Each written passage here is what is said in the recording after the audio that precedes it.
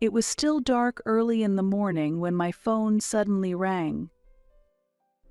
Still groggy, I reached for the bedside table and checked the screen. It was a call from my sister-in-law. I looked at the clock. It was 6:30 a.m. What could it be so early in the morning? "Hello, Hillary? Is something wrong?" I answered the phone with my half-asleep voice. "Hey, Amy. Sorry, I had a little accident." My sister-in-law's voice sounded light and almost amused. "What? An accident?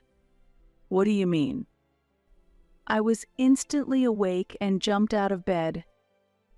"I mean, I had an accident with your car. I've told you many times, right?"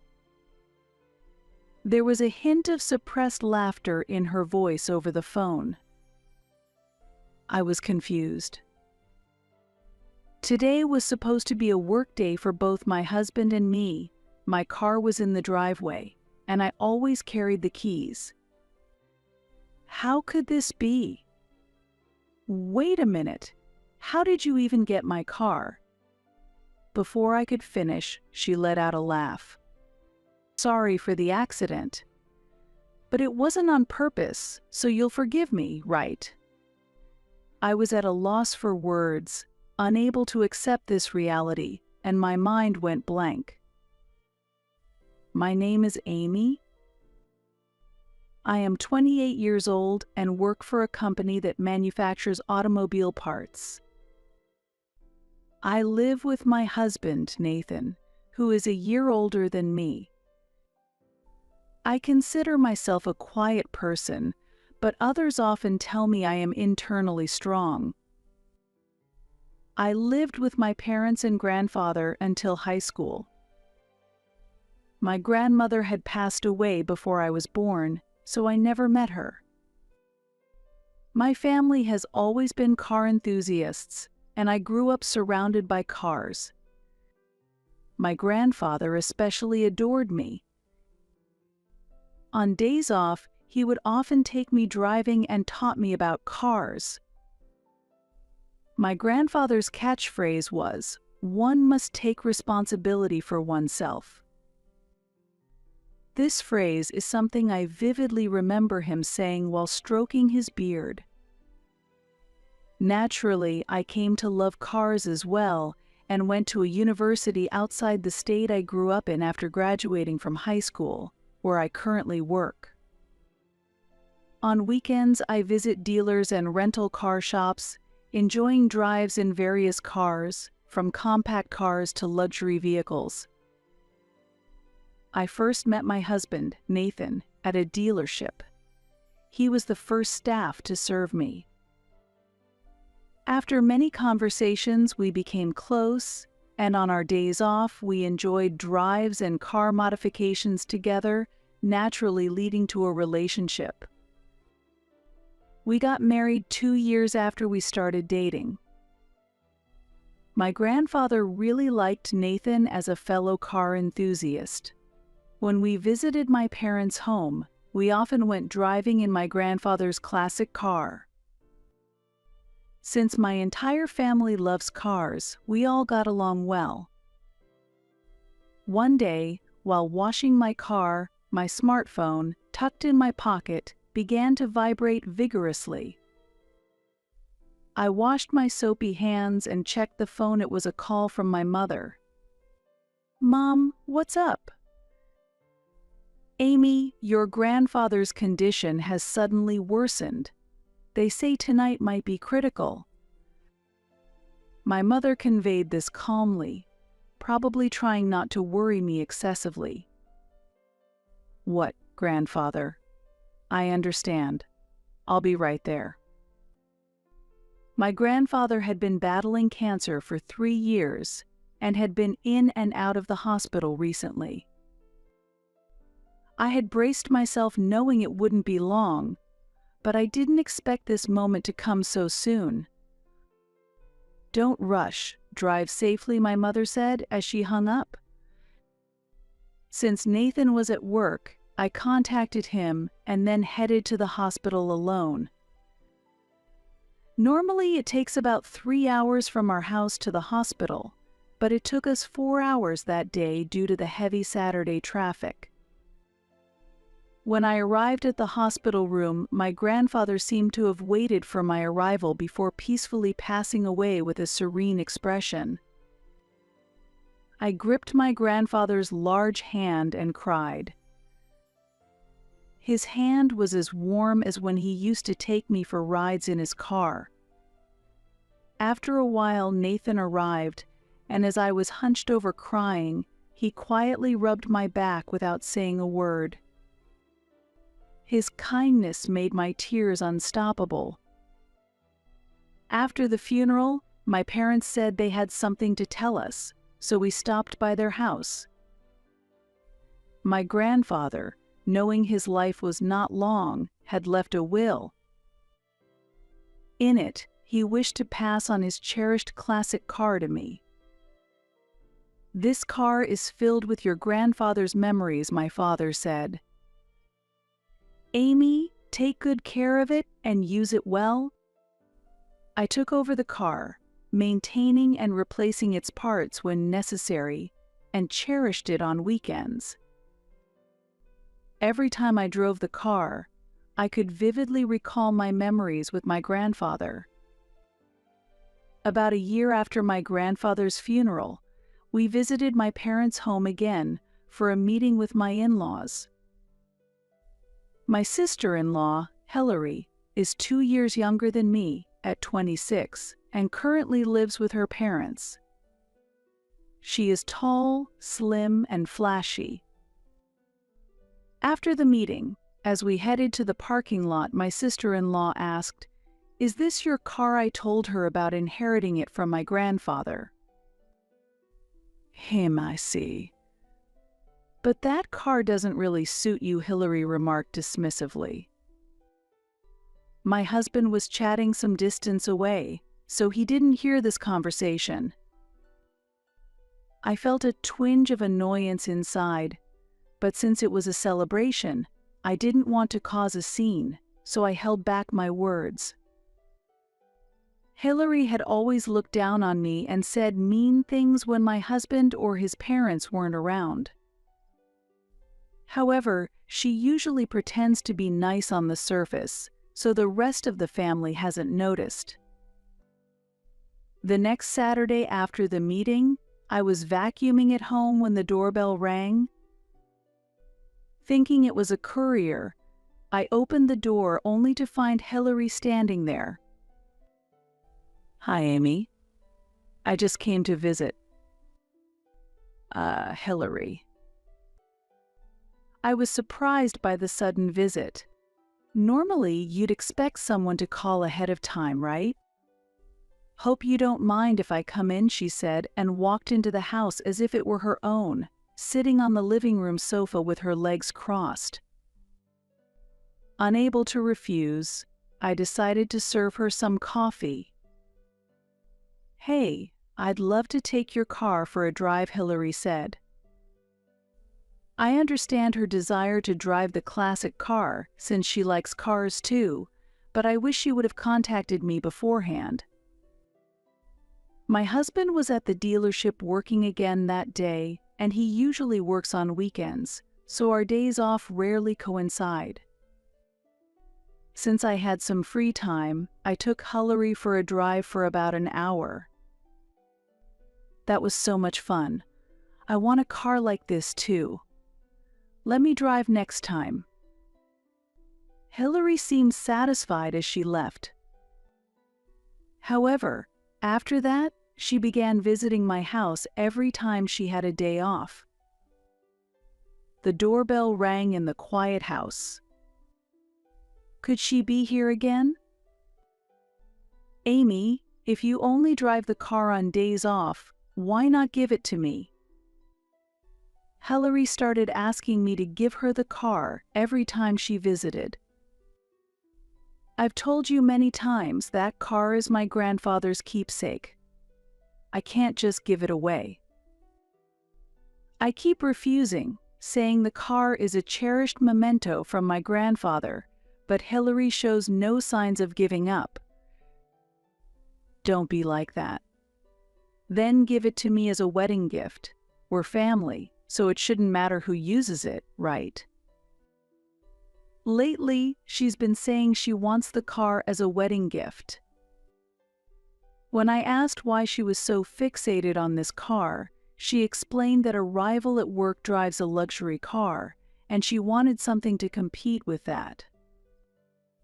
Hillary, being a car enthusiast, knew that this classic car was trading at high prices in the current market, so she thought it would be perfect to compete with her rival. For that reason, I refused even more strongly. Why won't you give it to me? It's just going to waste with you. Her obsession grew stronger over time, and I started carrying the car keys with me at all times as a security measure. Feeling that it was difficult to resolve this issue by myself, I consulted my husband and his parents, asking them to persuade her to give up on the car. After that, Hillary stopped coming to our house, and just when I thought I could relax, that incident occurred. I rushed to Hillary's location in a panic. There, my car was a wreck, having collided with a telephone pole. I always carried the keys, so how could this have happened? Fortunately, there were no injuries, including Hillary, but the bumper was completely destroyed, and there were marks on the door as if it had been hit with something hard. Could Hillary have hit it? Because the car was old, repairs would be expensive, and many parts that are no longer manufactured would make it essentially a total loss. As I stood there in shock, Hillary looked at me with a smirk. Sorry. It wasn't on purpose. Keep it a secret from my brother and our parents. We're family, so you'll forgive me, right? She showed no sign of remorse, rather. She seemed to enjoy my reaction. All right, I won't tell Nathan and the others, but how did you get my car keys, Hillary? I secretly switched them when I visited your house during Easter. My husband and I, wanting to show our appreciation, invite his parents every Easter for delicious food and drinks, and they stay at our house. This year, Hillary came too, and I couldn't just send her back alone, so she stayed, but it seems she switched the keys while I was in the bath. I never imagined Hillary would do something like this. It's your fault, Amy. I've been saying I wanted that car for so long, but you never gave it to me. Even my brother and dad scolded me for coveting someone else's property. I could have used that car more effectively. Hillary deliberately caused an accident knowing she couldn't have the car. It's unbelievable that someone would take and destroy someone else's precious possession. I was shaking with anger, clenching my fists tightly. Seeing my reaction, Hillary said with a smile, but it's also your fault for not noticing the keys were switched. This is a family matter, so let's call it a draw. Keep it a secret from the family. As Hillary walked away satisfied, I murmured softly, keep it within the family, huh? After confirming she was gone, I immediately called the police. I took photos of the accident scene from all angles while waiting for the police and explained to the arriving officer that my car had been taken without permission and involved in an accident. I also had them confirm the marks of violence left on the car after the accident, and it was deemed malicious, so I filed a victim report. After returning home, I submitted a claim to the insurance company with the photos I had taken. Still seething with anger, I approached dinner time. It was quite sudden, but I ended up going to my in-laws' house and having a meal with my sister-in-law Hillary, my husband Nathan, and their parents. Hillary seemed anxious that I might bring up the car issue, but outwardly she was proceeding with meal preparations as usual. Then she even sported a disdainful smile. During the dinner preparations, the in-laws' landline phone suddenly rang. "Yes, hello," my mother-in-law hurried to answer it and then exclaimed in surprise, "What?" With a puzzled look, she handed me the receiver. "Amy, it seems to be a call from the insurance company about the car accident." I took the receiver with a smile. I had previously requested the insurance company to contact me at my in-laws' landline instead of my mobile phone. I received confirmation of the accident and an explanation of the documents needed for the online application, which I noted down. Nathan, sensing something from my reactions and the notes, asked worriedly, "An accident? Are you okay?" As the conversation continued, it became clear that it was Hillary who had the accident, not me, and everyone was furious and started questioning her. Hillary glared at me and then suddenly started crying. Amy said I could drive, but the brakes were broken, and when the accident happened, Amy just laughed and ran away. She tried to kill me by putting me in that broken car. That's not possible. Amy, you were supposed to be working, weren't you? When did you even ride together? Nathan countered. Hillary screamed and tried to pin the blame on me, but her contradictions were quickly pointed out, and she fell silent. As soon as I glanced at the clock and looked back at Hillary, the landline rang again. I answered the phone and handed her the receiver saying, "It seems to be for you." The moment Hillary fearfully took the receiver, her face went pale. "Who is it?" my mother-in-law asked, but Hillary looked away without answering. Unable to bear it any longer, my father-in-law took the receiver and, after listening, exclaimed, "The police." "Hillary, the police say they need to speak to you at the station about the accident. What's going on?" My usually calm father-in-law was struggling to contain his anger as he questioned her, and Hillary started trembling in fear.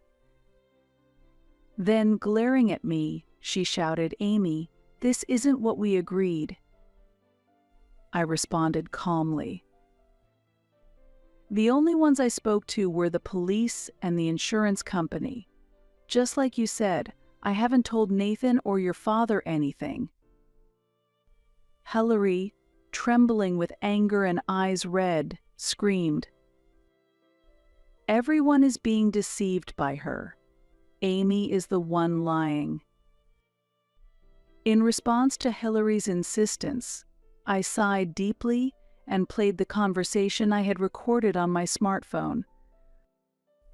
Actually, when I received the call about the accident, a colleague advised me as I rushed out of the office, "You should record this on your mobile. It will help avoid disputes over who said what later, and recording video might provoke them, so secure an audio recording first." Following the advice of a colleague who had experienced trouble after a traffic accident, I had started recording the moment I faced Hillary.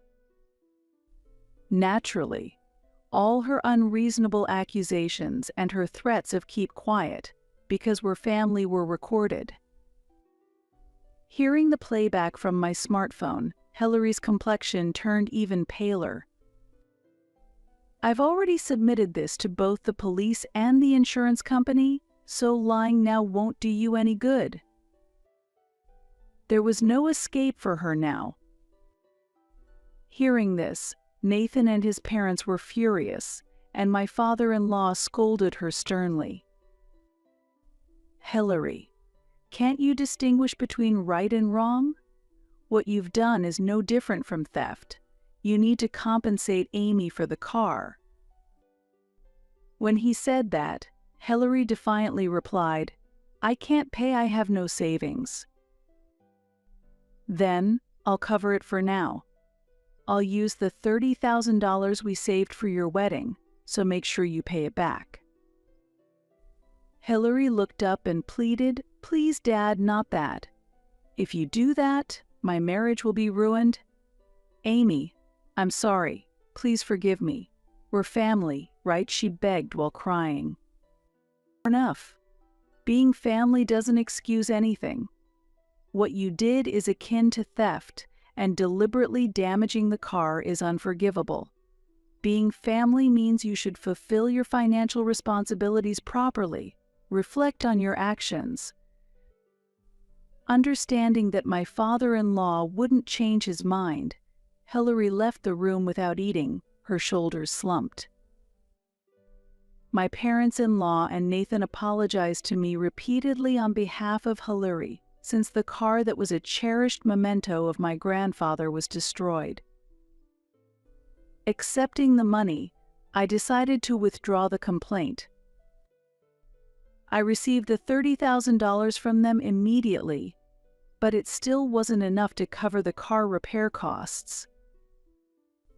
Unable to afford any further expenses, I reluctantly decided to let go of the car.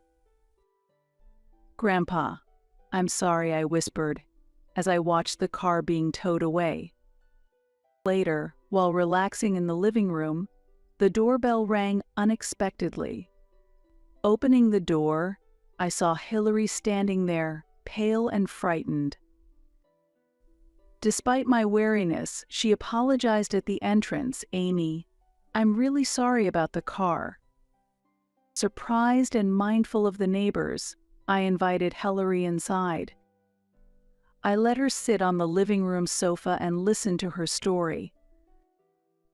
According to Hillary, misfortunes had followed one after another since the day she destroyed my car. The funds for her wedding were gone, and when she discussed it with her fiancé, he broke off the engagement saying, "If you don't have savings, we can't get married," and he quickly married the woman Hillary had considered a rival. Moreover, they sent her an invitation to their wedding, and at work, she was either treated like an outcast or mocked. Despite her efforts to outperform her former fiancé and his new wife at work, she faced continuous issues like her alarm clock malfunctioning on important days, leading to her arriving late for a crucial meeting with a client, which resulted in her bonus being halved. Although Hillary had faced one misfortune after another in her attempts at new relationships, from being mistakenly accused by a woman of being a man's mistress to finding out that a man who approached her at a mixer was actually married, she wondered if this was all a curse from my grandfather. I found that unbelievable. She then explained that she had come to apologize to break this streak of bad luck. "Amy, I really regret the car incident. Could you please do something about your grandfather?" "Hillary, that's not possible," I responded in disbelief. Hillary, driven to tears, pleaded, "I'm really cursed. Help me." Although normally one wouldn't believe such things, Hillary was clearly worn down by her continuous misfortunes and was unable to think clearly. Feeling pity, I said, "Hillary, if you consult a psychologist and start repaying the $30,000 your father covered, even little by little, I'll forgive you for the car incident."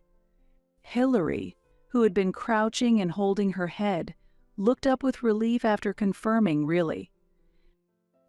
Afterward, Hillary gradually stabilized mentally, got a job at a nearby factory, and started working hard at her new workplace. She has been paying part of her monthly salary to her parents, seemingly deeply remorseful. Though I had said I forgave her to resolve the situation, I hadn't fully forgiven her yet and hadn't met her since. According to Nathan, Hillary is scared of large, bearded old men.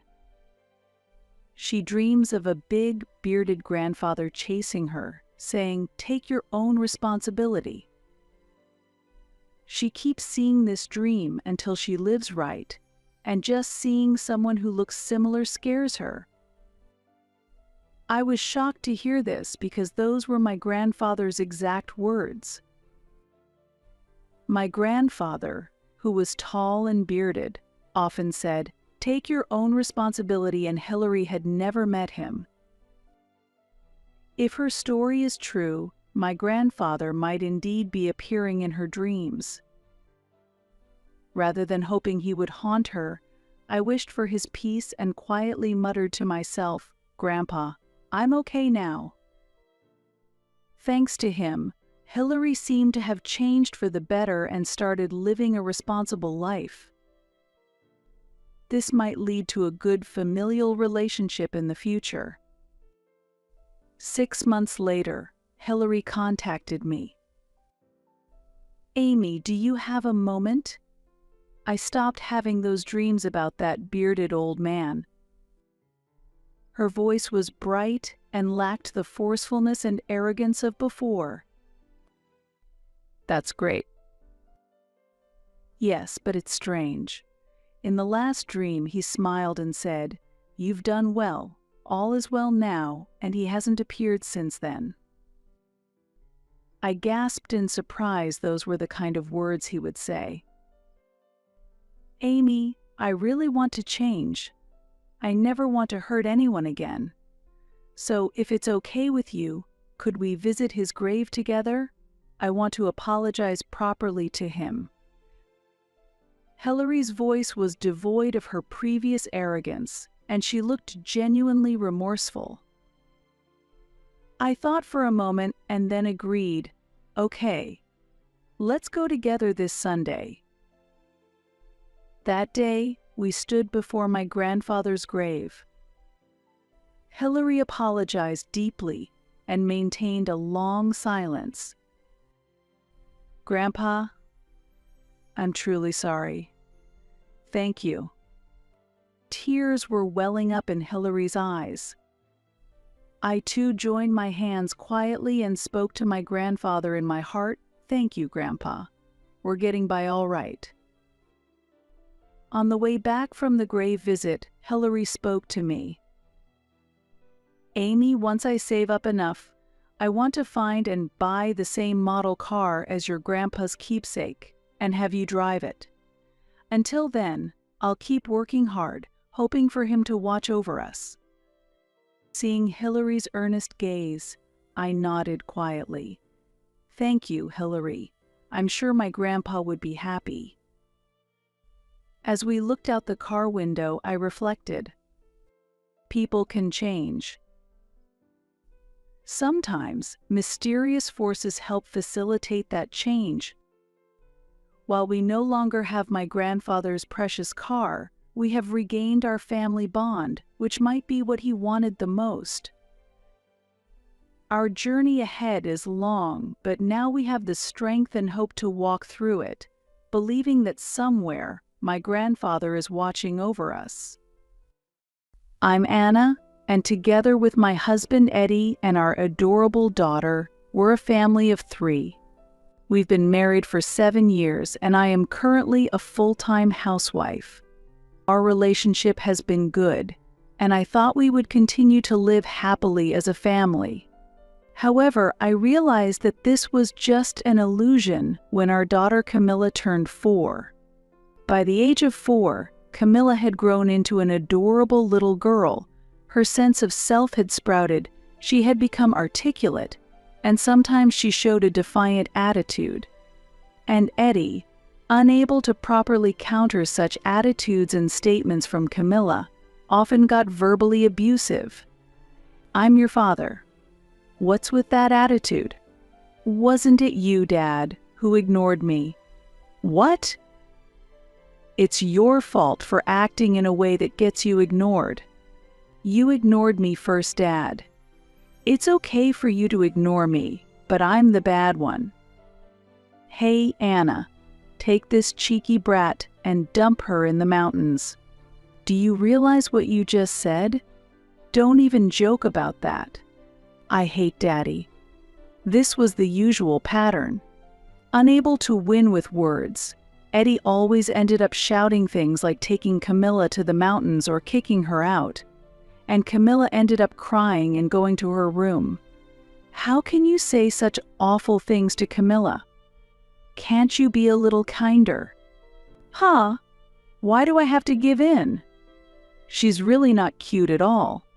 Are all children this cheeky? Camilla is only 4 years old.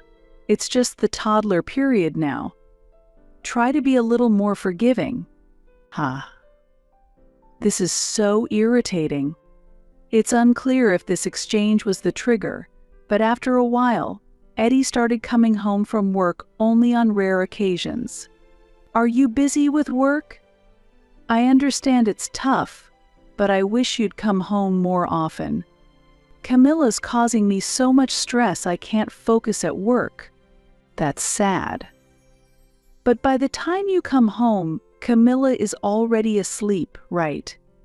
You're so noisy. It's not just Camilla, it's you too. Then let's talk about it together. That's why I find these discussions so bothersome. Saying this irritably, he went straight to the bath and then to the bedroom. The situation continued unchanged, with him staying away 3 nights a week. Thinking that this could not continue, I told Eddie again that we needed to talk. You really are troublesome. How many times do I have to say it's pointless? Don't you get it? It's your attitude that makes me not want to come home. Can't even rest when I'm tired. I'm sorry, but you're staying in a hotel right now, right? Continuing like this is a waste of money, and for Camilla's sake too. Eddie interrupted me mid-sentence. Ah, shut up, shut up. It's my money, so I can use it however I want. It's none of your business. And I've been wanting to say this, but from now on I'll sleep in Camilla's room, and you and Camilla sleep in the main bedroom. Why would you go that far? Once Eddie had made up his mind, he wouldn't listen, so I swallowed the words I wanted to ask. And eventually, we ended up sleeping in separate bedrooms. When we had just gotten married, Eddie had said, "Even if we have kids, we must always sleep together." Thinking about where those feelings had gone made me feel very sad and hurt, and at the same time, doubts about Eddie started to grow. However, without any concrete proof, I ultimately had no choice but to give up. Amidst these complicated feelings, one day, Eddie made an unexpected suggestion. Hey, shouldn't we think about building a new house soon? What brought this on all of a sudden? You like cooking, right? Don't you want a bigger kitchen? Camilla's getting bigger too, and our current house doesn't have enough rooms. She'll want her own room when she's older, so I thought it'd be better to consider building a new house. I'm surprised you thought that far ahead. Of course, it's about our precious family. That's true, but I was shocked and at a loss for words for a while, as I hadn't expected to hear Eddie talk about family again. From an outsider's perspective, it's natural to think about one's family. Still, my heart was filled with joy at his sentiment. Recently, Eddie hadn't seemed to consider the family much. That's why I was so immersed in happiness. Since then, my husband and I discussed the layout and design of our new home, eagerly anticipating its completion. However, while designing the new house did increase his time at home, he still stayed away on weekdays, not coming home on some days. And a year later, our new home was finally completed. I wanted to purchase furniture and appliances to our taste, but all my choices were rejected, and for some reason, only items that Eddie liked were selected. They were all clearly fairy tale themed. Is this your taste? I didn't know that before. I wanted our new home to be fairy tale themed. I see. But I would have preferred a home with a calming wood theme. Everything's already been arranged, so please don't say anything now. I understand, but Camilla was also surprised when she first saw it. Mom, whose house is this? Are we going to live here? She asked skeptically. Then Eddie dropped a shocking statement. You guys aren't going to live here. I have a 25-year-old cute girlfriend and a child with her. Do you realize what you're saying? You listen properly. I have a girlfriend, and since we had a child together, I built this new house for us to live in. I was so bewildered that my mind went blank. I thought that starting today, our family of 3 would embark on a new life in our meticulously designed dream home. It was impossible to remain calm after hearing such outrageous news. Suddenly, Eddie began explaining the circumstances of his affair. Maybe about 3 years ago. There was this cute girl at work. I had planned to pursue her, but it turned out she was interested in me too and approached me first. As we dated, I started wanting to make her happy. I felt like I was listening to someone else's story as Eddie spoke. You and Camilla give me stress, but she doesn't stress me out at all. Instead, she makes me feel relaxed. I had a cute son with her, who is the calming source. Is that why you weren't coming home? Yeah, I was at her place. It was a moment when all the odd behaviors and actions of my husband suddenly made sense. Because our child was born. It's sad if a father isn't there, right? And now that the boy has started to crawl, her place is too small for him to crawl far, but this house allows him to roam freely. That's normal, right? You women might be fine with restricted movements, but a boy needs space and enriched time, right? What are you saying?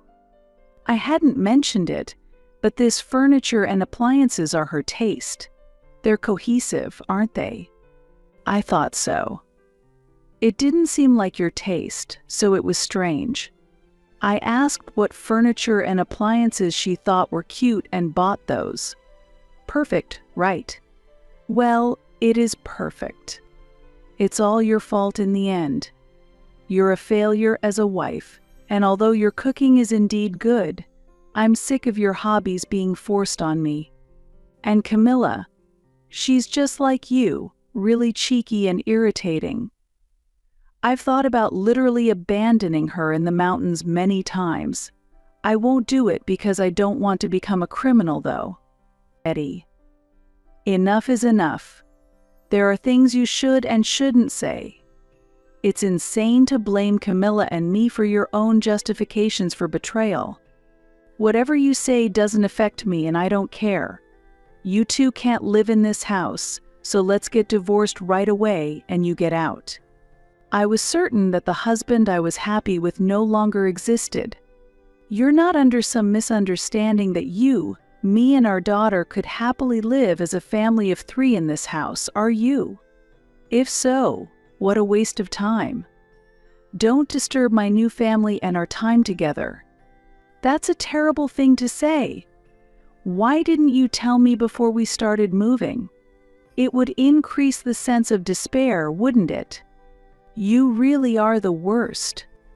I despised him from the bottom of my heart, but I was so overwhelmed by everything that I couldn't move from where I stood. However, my daughter was different. Mom, let's just forget about Dad and move out quickly. Suddenly, pulling my hand, she said it as if she was somehow excited. It was surprising she wasn't crying from shock. Puzzled, yet spurred on by Camilla, I packed our things. Still, I didn't have enough time to fully grasp the situation. Seeing this, my husband kept insisting, "Get out of here." Deciding that mending our relationship was impossible, I hurriedly packed and returned to my parents' house. My parents were furious when they heard my story, but there was someone even angrier than them. After a little thought, this person said with a smile, "Leave the rest to me." 2 weeks after returning to my parents' house, I headed to the house where my husband lived to proceed with the divorce. Eddie thought I was coming alone and was quite foul-mouthed. "I know you still love me, but hurry up with the procedures. I want to welcome my girlfriend to this ideal home soon, and you're making her suffer by being such a slowpoke. I'm sorry for being late. I'll start the procedures now.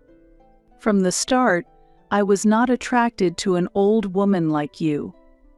It's really great that you focused on taking care of the child after having our daughter and stopped desiring me. Women who are just pretty like you get boring." "Ah, is that so?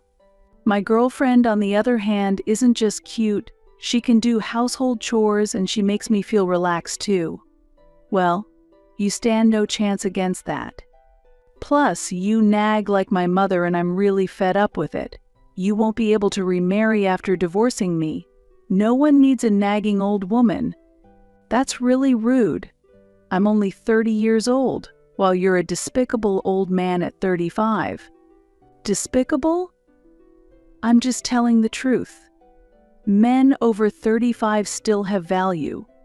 But women at 30 have no value, they're just old hags." "Ah, I see. But you know, a boring person like you is worthless after 25. That's terrible. Enough, right? It's exhausting even talking. I've had my best years with you, but now since I'm done with you, I can toss you out like the garbage you are without a second thought." Eddie, who kept insulting me at length, really was a despicable person. I no longer felt love for him, but the damage from his verbal abuse made me feel nauseous. At that moment, the doorbell rang. Since I left the door unlocked, the person hurried inside. I could see a long foreign car arriving. "Anna, are you okay?" "Thank you, I'm fine." "You little. I can't believe you were having an affair with such an old man." "What? That's what it looks like. Someone shows up in a fancy car to check on you. It's as if you're announcing you're having an affair. You first sign the divorce papers. And don't forget about the child support, property division, and the resignation." The person stood up and said this to Eddie. "Why should I listen to some old man? I'm the one who initiated the divorce, so of course I'll sign it." Eddie quickly retorted, and then continued to belittle us. "Hey Anna, you must be so sad to divorce me that you'd have an affair with an old geezer who's practically 1 foot in the coffin. Any man will do for you, huh?" However, after saying all this, Eddie seemed to realize something. "Huh? Wait a minute. Why a resignation letter? You don't mean to tell me you've been mocking this man without knowing who he is?" "Of course. I don't know any old geezer like him." "That's unfortunate." "What do you mean unfortunate? Then tell me who this old man is." "Eddie, you've been hurling insults at the chairman of your own company, and he happens to be my grandfather as well." "Wait, my companies. Do I need to repeat it for you to understand?" Yes. I was headhunted to this company by your father. If this man is the chairman, then your father didn't need to resign from being the president." Eddie seemed confused and couldn't quite grasp the situation, so I decided to explain it to him carefully. Eddie, despite his character, was good at his job. That's why my father, who was the president at the time, scouted Eddie from another company with a generous offer. After that, my father introduced me to Eddie, and we started dating. My grandfather was the president of the headquarters, but decided to become the chairman when it was time for my father to take over the president's role at headquarters, and my uncle took over the company where my father had been president. Away from my father's watchful eye, Eddie probably started to do as he pleased. Since my grandfather uses my mother's family name, Eddie didn't realize he was the chairman. Moreover, my grandfather fell ill and was hospitalized 3 days before our wedding, so they never met. I wasn't told about this. What if you had been told? Are you saying you wouldn't have had an affair? Or that you wouldn't have insulted the chairman by calling him an old geezer? Eddie was visibly shaken and his face turned pale. Come on, sign the papers. Should we start with the divorce or the resignation? Wait, please. If it's come to this, maybe we shouldn't get divorced. You were the one who said we should get divorced. What are you talking about now? Who was it that betrayed the chairman's granddaughter to switch to another woman? You'll have to take responsibility for that. That is. Perhaps imagining what was about to happen to him, his hand trembled as he tried to sign, but his feelings resisted and he couldn't move the pen easily. It was expected. Despite the prospect of a new life with his girlfriend and child, he was about to be fired from a well-compensated company. There's no guarantee that his next job will offer the same treatment. It's understandable that he would resist. I glanced at the clock and told Eddie, "Your beloved wife will be here in a few minutes. You better sign the papers quickly, or you'll embarrass yourself in front of her." What? You called Greta too? Of course. It's not just your problem. Right on time, the sound of the front door opening echoed. "I'm home, where are you, Eddie? Hello there?" "Oh, I'm sorry, I made a mistake." "No mistake at all. Please come in." Greta was indeed cute, a fairy tale-like woman perfectly suited for this house. And in her arms, a small child was sleeping peacefully. "Did you know that your husband was married to me when you started an affair with him?" Yes, I knew, but it's not my fault." "I can understand why you would want to say that." "Then, please forgive me." "There's no way I can forgive you." "Now, let's go inside. Eddie is waiting for us." As we walked into the room together, we saw Eddie with his shoulders slumped, surrounded by a multitude of documents. "What are all these?" "These are the divorce papers, resignation forms, and documents related to property division and child support claims." "Are you going to claim property division from me too?" "Since you're going to marry Eddie, it's natural that you would share responsibilities as a couple. Also, there's something else I need to tell you." "What is it?" "You've been working as a cabaret girl on the side without telling the company, haven't you?" I don't know, was I? I had someone look into Greta. That's when I found out that the circumstances under which she and Eddie became involved were despicable." "Are you being serious?" "You favored a girl at the club you frequented, and that girl was Greta. One day, you coincidentally saw her at the company and realized it was her. Then you forced a relationship on her in exchange for keeping her secret. Truly despicable.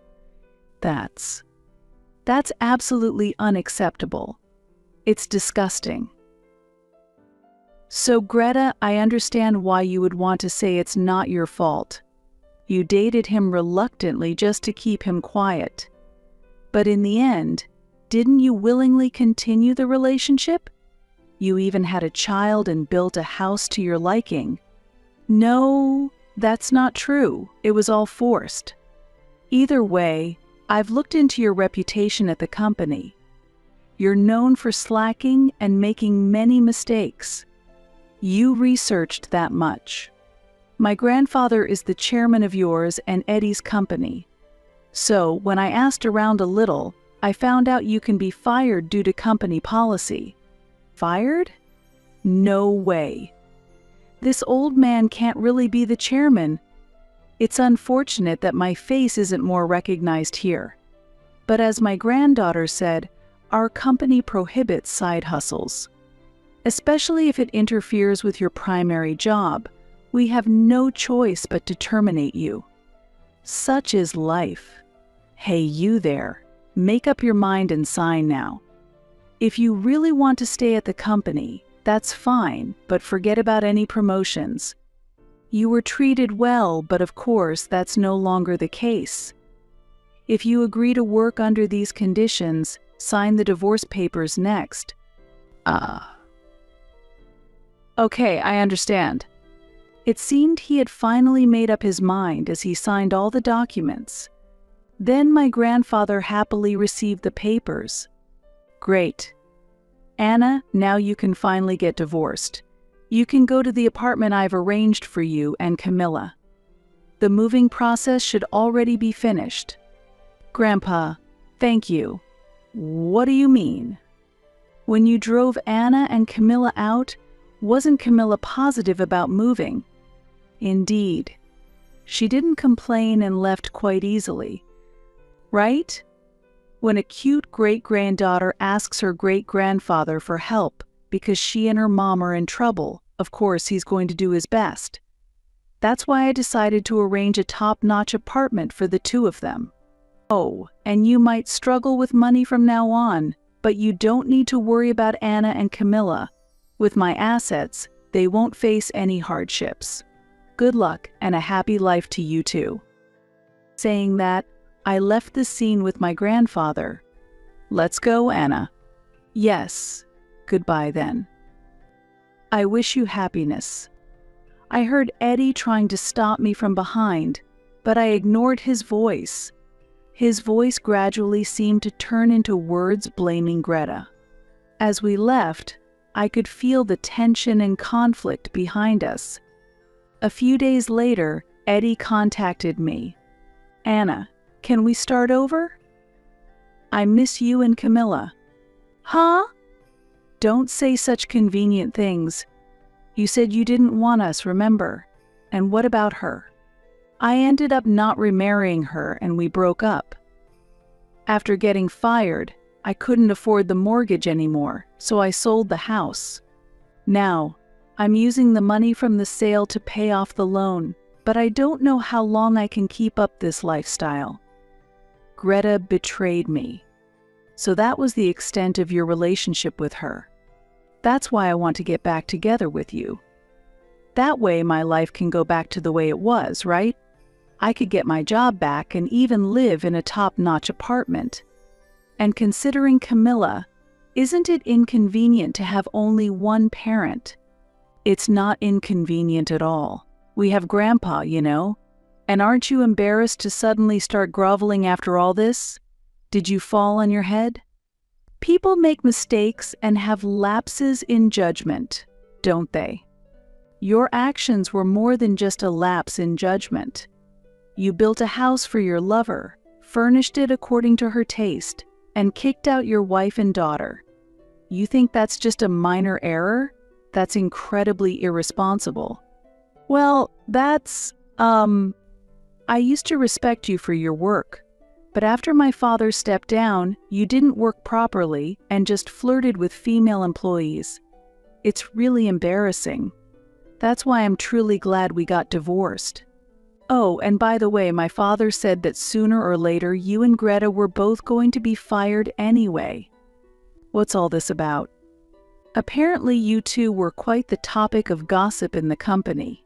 Many people knew that Greta's child was yours, and the word spread up to the upper management. Even though you were treated specially because you were related to the president, almost everyone thought it was unacceptable, and the company decided you needed to be punished. That's absurd. I never want to deal with you again. So please don't contact me ever again. Please don't say that. We've been together for 12 years, right? You must have forgotten how much you loved me. Please remember, I'm begging you. How despicable. Both Camilla and I can't take it anymore. And my whole family, we all hate you. I'm cutting you out of my life, goodbye. After saying that, I hung up the phone and immediately blocked him. Later, when I told Grandpa about the call, he summoned the whole family for a severe reprimand. Anna got hurt like this because you all didn't manage your employees properly, am I right? That's not true, Grandpa. Then why did it come to this? My father and my uncle, who were the current presidents, were looking down, reflecting on their actions. Grandpa, with a look of realization, began to say something quite astonishing. Up until now, I've left everything to you, but after seeing how hurt Anna has been and reevaluating our company, I've discovered many complaints from the employees. Dad and the others, anticipating what Grandpa would say next, listened with a solemn demeanor.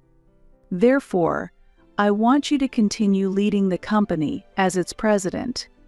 I've decided to return to the company to support and manage the staff.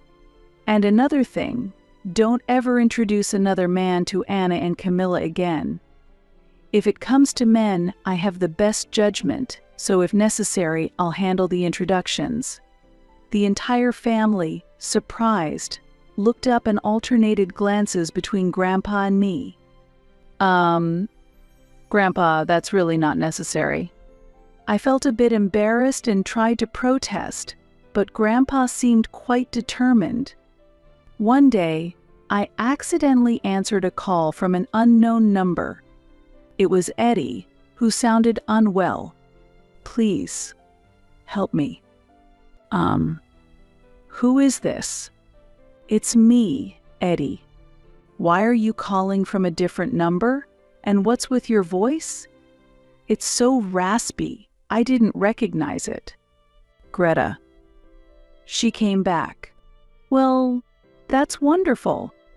After breaking up with Eddie, Greta had left their child with her parents and returned to work at the club. However, she hadn't contributed any money to her parents and spent all her income on herself, which infuriated them. They kicked out Greta and the child, and unable to continue her nightlife, she had returned to Eddie. Eddie, heartbroken and lacking any companionship, had easily taken them back. It's far from wonderful. I work all day to save money, and she just takes it all. I can't even pay for rent or the kids' school supplies, so I have to earn extra by doing side jobs. Cough. Greta's spending habits were extravagant due to her time as a cabaret girl. She had been using all his salary on frivolities, so Eddie was forced to work day and night to support his family, but the strain had taken a toll, and he had fallen ill and was bedridden. Why don't you leave her if it's so hard? She just wants me to work as long as I can work. When I tell her that I can't afford what our son needs for daycare, she just says if you don't have money, you should work more and disappears. Greta doesn't work at all. That sounds tough. Look, you haven't remarried, have you? Please marry me again. It's true I haven't remarried. But like I said before, I never want anything to do with you again. Why not? When I'm struggling like this. So what? You're just reaping what you sowed, aren't you? I know I've been reflecting on my actions, but can't you give me another chance? A chance? It's disgusting that you would even ask. It's all your own doing. Please, I'm asking you, leave me and my family alone. This is really goodbye this time. I hung up the phone abruptly. Afterwards, Eddie continued to contact me and had monologues about his situation in messages. I'm too sick to work and have to stay home. Yet Greta left our son and walked out. Life with my son is hard. He's picking up her traits and mocks me, and there are endless troubles at daycare. I've become so lost that I went back to my parents' house. But because I betrayed you and I'm raising a child from my affair, I'm treated like I don't exist there. It's a relief that they still care for my son, because it's not his fault, but I'm really at my limit. I didn't respond, but it was clear he was having a difficult time. While I felt pity, It was ultimately a situation of his own making, and I couldn't muster any other emotion. Thankfully, Eddie's parents were decent people. I hope they continue to support him in raising his child. More than anything, I hope Eddie finally takes responsibility as a father. Camilla and I are living happily without any troubles. Lately, she has been cheerfully saying, "I'll find someone nice for Mom." Thank you. But I'm fine. Do you want a dad, Camilla? No, that's not it. I just want Mom to be really happy. Mom is truly happy just seeing you healthy, enjoying school, spending time with people you love, and watching you grow, Camilla. Then it's the same for me, Camilla said, her face lighting up with joy, yet with a hint of shyness. With my kind and lovely daughter by my side, I know we'll always be together. I'm committed to nurturing her with care until the day she's ready to set out on her own.